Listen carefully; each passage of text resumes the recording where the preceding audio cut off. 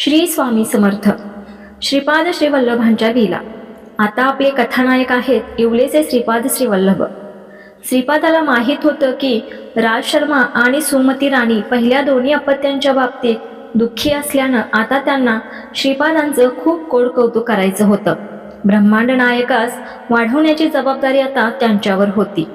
अगदी लहानपणापासून श्रीपादांना आपले आजोबा श्री बापांनाचार्युलूंची ओढ होती.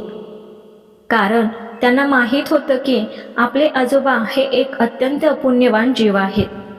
पूर्व सुकृतानुसार त्यांना आपलं म्हणजेच श्रीपादांचं जास्तीत जास्त सानिध्य मिळणार आहे. आजोबाही काही कमी नव्हते. त्यांनाही हे माहीत होतं की आपला नातू श्रीपाद हा अलौकिक विभूती अवतार आहे. येवल्याशा श्रीपादास कडेवर घेऊन आजोबा फिरायचे. आजोबांनी बाल श्रीपादांच्या तळपायावरील चिन्हांना बघायचा खूप प्रयत्न केला होता, परंतु जेव्हा जेव्हा ते श्रीपादांचे येवलेचे तळपाय पाहत तेव्हा तेव्हा त्यातून प्रसवणाऱ्या लक्ष सूर्याच्या तेजाच्या प्रकाशानं त्यांचे डोळे दिपून जायचे. त्या प्रकाशामुळं काहीच दिसायचं नाही. त्यामुळं श्रीपादांच्या तळपायावरील चिन्हांना बघायचा योग त्यांना बराच काळ आलाच नाही. श्रीपाद श्री वल्लभ बालकावस्थेत देखील अतिशय परिपक्व आणि सर्वज्ञ असल्यासारखे बोलत असत. त्यांचं सर्व ज्ञान, सर्व व्यापकत्व, सर्व शक्तितत्व त्यांच्या वागण्या बोलण्यातून प्रतीत होत असे. आपले आजोबा बापांनाचार्युलू यांनाही त्यांनी तन्मय अवस्थेचा अनुभव दिला होता. गावातल्या अनेक लोकांना त्यांच्यामध्ये विविध देवतांची दर्शने होत असत. गावातल्या अनेकांना त्यांनी अनेक अडचणींवर मार्गदर्शनही केलं होतं आणि त्यांची व्यथा दूर केली होती. श्रीपाद श्री वल्लभांची कोणावर आणि कशी कृपा होईल हे कुणीही सांगू शकत नसे. अनेकांना ते स्वतःच्या पुढील जन्मातील घटना सांगत आणि त्या जन्मात समोरील मंडळीची योजना देखील सांगत असत. एवढंच नव्हे तर या जन्मी श्रीपाद श्री वल्लभांबरोबर त्यांचा असलेला संबंध, त्यांच्यावर केलेली कृपा याची देखील त्यांना ते आठवण करून देत असत. आश्चर्य म्हणजे त्यावेळी त्या व्यक्तीची ती विवक्षित स्मृती जागृत होत असे. हा देखील एक चमत्कारच म्हणावा लागेल. श्रीपाद श्री वल्लभांनी बालवयातच अनेकांचे दुर्धर रोग आणि व्याधी बऱ्या करून त्या लोकांना यातना व क्लेशमुक्त केलं होतं. श्रीपाद हळूहळू लहानाचा मोठा होऊ लागला.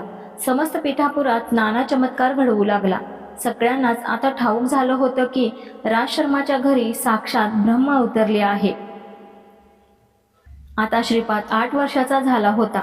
राज शर्मा आणि सुमती राणीनं त्यांचा व्रतबंध निश्चित करण्यासाठी आजोबा बापांनाचार्युलूंना उत्तम मुहूर्त पाहण्यास सांगितलं. मुहूर्त ठरला. मौजी बंधनासाठी सगळे जमले. सर्वत्र घाई गडबडीचं वातावरण होतं. आज काहीतरी असामान्य घडणार असं आजोबांना म्हणजे बापांनाचार्युलूंना सारखं वाटू लागलं. मौजी बंधनाचा मुहूर्त आला. राज शर्मांना साक्षात परमात्म्यास गायत्री मंत्राची शिक्षा द्यायचं परम भाग्य लाभलं. बाल श्रीपाद अनभिज्ञपणाचं सोंग आणून व्रतबंधनास उभा होता. कुर्यात बटोर मंगलम चा गजर झाला. अक्षदा डोक्यावर पडता क्षणी श्रीपादाने 4ही वेद म्हणण्यास सुरुवात केली. ही घटना पाहून सगळेच दिग्मूढ झाले. सारेच अतर्क्य अवाक करणारे होते. आजोबा बापांनाचार्युलू मात्र गालातल्या गालात हसत होते. त्या दिवसापासून श्रीपादांची कीर्ती 4ही दिशास वाढू लागली. त्या अष्टवर्षीय श्रीपादांकडून ज्ञानाची प्राप्ती करून घेण्यास सर्व सिद्ध योगी महात्मे पिठापुरास येऊ लागले. श्रीपाद प्रत्येकास त्यांच्या योग्यतेप्रमाणे सर्व समजावून देत असे. आपल्याकडील ज्ञानाच्या अमर्याद अमृतघटातील काही ना काही ज्ञानकण देऊन तो ऐकणाऱ्यास तृप्त करत असे. श्रीपाद श्री वल्लभांच्या काळात अनेक जण आपल्या आध्यात्मिक, बौद्धिक आणि अहिक शक्तीमुळे अहंकारी आणि उन्मत्त झाले होते. त्या जोरावर ते सर्वसामान्यांना त्रास देत असत. अशा वेलप्रभू महाराज, वेदसंपन्न पंडित, दंडीस्वामी आदींचं श्रीपाद श्री वल्लभांनी गर्वहरण तर केलंच, पण त्यांच्या जीवनाला सुयोग्य वळण देखील लावलं. बंगारप्पासारख्या अतिदृष्ट व्यक्तीला देखील महाराजांनी क्षमा करून भविष्यात त्याला भोगाव्या लागणाऱ्या नरकयातनांपासून मुक्ती दिली. त्याच्या या सहृदयतेनं बंगारप्पासारखा निर्घट्ट दृष्ट खजील झाला. एवढंच नव्हे तर महाराजांचा अंकितही झाला. श्रीपाद आता 16 वर्षाचा झाला होता. इकडे सुमती राणी श्रीपाद श्री वल्लभांचे शब्द विसरून श्रीपादांच्या विवाहाची योजना आखू लागली. एके दिवशी राज शर्मा आणि सुमती राणीने श्रीपादास बोलावलं. त्यांच्या विवाहाबद्दलचा आपला प्रस्ताव मांडला. श्रीपाद हसला आणि म्हटला, आई, माझं वचन आठव बरं. मी 16 वर्षापर्यंत तुमच्या संगी राहून नंतर तीर्थाटनास जाईन असं सांगितलं होतं. आता ती वेळ आली आहे. मला निरोप द्यायची तयारी कर. सुमती राणी रडू लागली आणि म्हणू लागली, श्रीपादा, तुझे दोन्ही भाऊ, एक अंध आणि एक अपंग. तूच आमच्या जीवनातील एक आशेचा किरण आहेस, तेव्हा असं करू नकोस. श्रीपादानं आईचं सांत्वन केलं आणि आपली अमृतमय कृपादृष्टी आपल्या भावंडावर टाकली. तत्क्षणी अंध भावास दिसू लागलं आणि लंगडा भाऊ चालू लागला. आईचे अश्रू पुसत श्रीपाद म्हणाला, आई, माझं कार्य वेगळं आहे. तुझे दोन्ही पुत्र आता चांगले झाले आहेत. तुम्हा उभयंताचा सांभाळ करण्याचं आपलं कर्तव्य ते योग्यरित्या बजावतील. आता मात्र मला जाऊ दे. राज शर्मा, सुमती राणी, श्रीपादांचे भाऊ बहिणी, आजोबा, बापांनाचार्युलू सारेजण श्रीपादास पोहोचवण्यास पिठापुराच्या वेशीपर्यंत आले. त्या सर्वांना शुभाशीर्वाद देऊन श्रीपादानं जंगलाच्या दिशेनं चालण्यास प्रारंभ केला. श्रीपादास तीर्थाटन करावयाचं होतं. किंबहुना निरनिराळी पावन क्षेत्रे श्रीपादांच्या चरणकमलाच्या स्पर्शासाठी आतुर झाली होती. श्रीपादानं थेट काशी गाठली. विश्वनाथ त्यांची वाटच पाहत होता. गंगेच्या आनंदाला पारावर राहिला नाही. श्रीपाद गंगेवर स्नानास गेले असता गंगा उत्सुक होऊन चरण स्पर्शासाठी पुढं सरसर येऊ लागली. श्रीपाद स्नान संध्या आटोपून विश्वनाथाच्या भेटीस गेले. काही दिवस काशीस निवास करून नारायणाच्या विनंतीस मान देऊन त्याने बद्रीनाथ गाठलं. तिथून केदारेश्वर केलं. जगन्नाथाची हाक ऐकून जगन्नाथपुरीस आले. नंतर दक्षिण दिशेचा प्रवास सुरू झाला. गोकर्ण महाबळेश्वराच्या पुण्यभूमीवर 3 वर्ष गुप्तवास केला. नंतर श्रीशैल्य मल्लिकार्जुनास भेटून संचार करत पूर्वनियोजित कृष्णेच्या पावन परिसरात कुरवपूरला आले. कुरुगुड्डी या छोट्या खेड्याजवळ कृष्णा नदीत एक नैसर्गिक पेट तयार झालं आहे. या कुरुगुड्डी बेटाची श्रीपाद श्री वल्लभांनी आपल्या वास्तव्यासाठी निवड केली.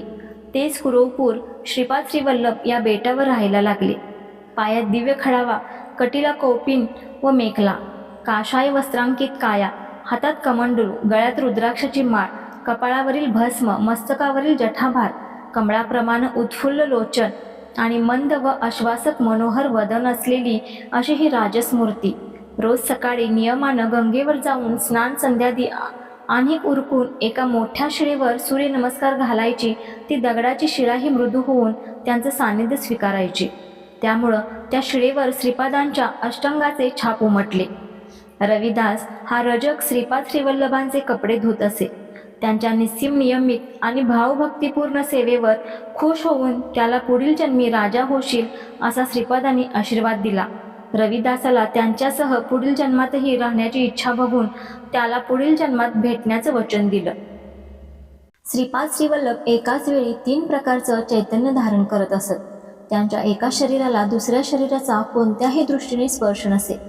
ते हिरण्यगर्भाचे चैतन्य शरीर, शिवपार्वतीचे चैतन्य शरीर, पद्मावती व्यंकटेशाचे चैतन्य शरीर यांना एकाच वेळी धारण करून त्या सगळ्यांचे अतीत श्रीपाद श्रीवल्लभ असे आणखी एक दिव्य शरीर धारण करत असत.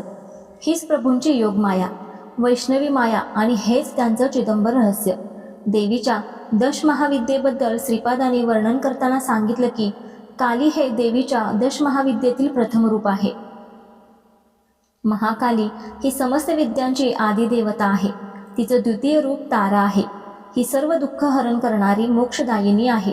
तृतीय रूप छिन्नमस्ता आहे. हे गोपनीय रूप आहे. दशमहाविद्येचे चतुर्थ रूप षोडशी माहेश्वरीचे आहे. ही मृदू हृदये आणि अतिदयावान आहे. 5वं रूप भुवनेश्वरी आहे. सप्तकोटी महामंत्र या देवीचे उपासक आहेत. 6वं रूप त्रिपुर भैरवी आहे. हे महाकालास शांत करणारं रूप आहे. 7वं रूप धूमावती देवीचं आहे. हिला शरण जाणाऱ्या प्रत्येकाचं संकट हरण करून ती भक्तांना कृपाशीर्वाद देते. दशमहाविद्येतील 8वं रूप बगलामुखी देवीचं आहे. अहिक परलौकिक देश समाजाचं अरिष्ट निवारण करण्यासाठी या देवीची आराधना केली जाते. 9वं रूप मातंगी देवीचं आहे. मनुष्याचं गृहस्थ जीवन सुखी करून त्याचा पुरुषार्थ सिद्धीस नेण्याचं ती काम करते. दशमहाविद्येतील 10वं रूप कमलालया मातेचे आहे. ही सुख समृद्धी प्रदायिनी आहे. श्रीपाद श्री वल्लभानी अनघा ही दशमहाविद्या स्वरूपिणी असून ती आणि तिचा प्रभू अनघ श्री दत्त प्रभू यांची अर्चना केली असता अष्टसिद्धीची प्राप्ती होते असं सांगितलं. श्रीपाद श्री वल्लभांनी स्त्री पुरुषांना संबोधन करताना साधकांनी आपल्या हृदयात भगवंताचं नामरूप भरून सदाचार वृत्तीनं आपली विहित कर्म करावी. आपल्या धर्माप्रमाणे वर्तन करून त्यायोगी आपल्या पूर्वीच्या पापांचा क्षय करावा आणि त्यानंतर पुण्यकर्म करून त्याचा कर्ताभाव स्वतःकडे न घेतल्यास त्या कर्माचं शुभ फळ प्राप्त होतं असं सांगितलं. कुरोपुरातील एका ब्राह्मणाची पोटदुखी दूर करताना त्याला श्रद्धाभावानं नामजप करण्याचा आदेश दिला आणि त्यानंतर त्यांची पोटदुखी पूर्ण बरी झाली. त्यावेळी श्रीपाद श्री वल्लभांनी सांगितलं की या कलियुगात वाकदोषापासून मुक्त होण्यासाठी नामस्मरण हा एकच मार्ग आहे. जे भक्त अतिशय मनस्फूर्तीनं दिगंबरा दिगंबरा श्रीपाद वल्लभ दिगंबरा हे नामस्मरण करतील त्यांना मी सहजपणे प्राप्त होऊन त्यांच्या मनोकामना पूर्ण करेन. आपल्या मनातले भाव वाणीच्या रूपानं बाहेर पडतात. म्हणून आपल्या वाणीप्रमाणे आपलं आचरणही शुद्ध असावं, पवित्र असावं. नामस्मरण हे सुलभ साधन आहे. त्यानं पवित्र कर्म करण्याची बुद्धी उत्पन्न होते. कुरोपूर या गावात एक वेदशास्त्र संपन्न ब्राह्मण राहत होता. त्याच्या पत्नीचं नाव अंबिका. त्यांची अपत्ये जगत नसत, त्यामुळं ते दाम्पत्य दुःखी होतं. खूप नवसासायासानं तिच्या पोटी पुत्र जन्मला. परंतु कालांतरानं अंबिकेच्या लक्षात आलं की हा जन्मलेला पुत्र मतिमंद आहे, मूर्ख आहे. त्याचं विद्याभ्यासात मुळीच लक्ष नसे. तो जात्याचं गूढ होता.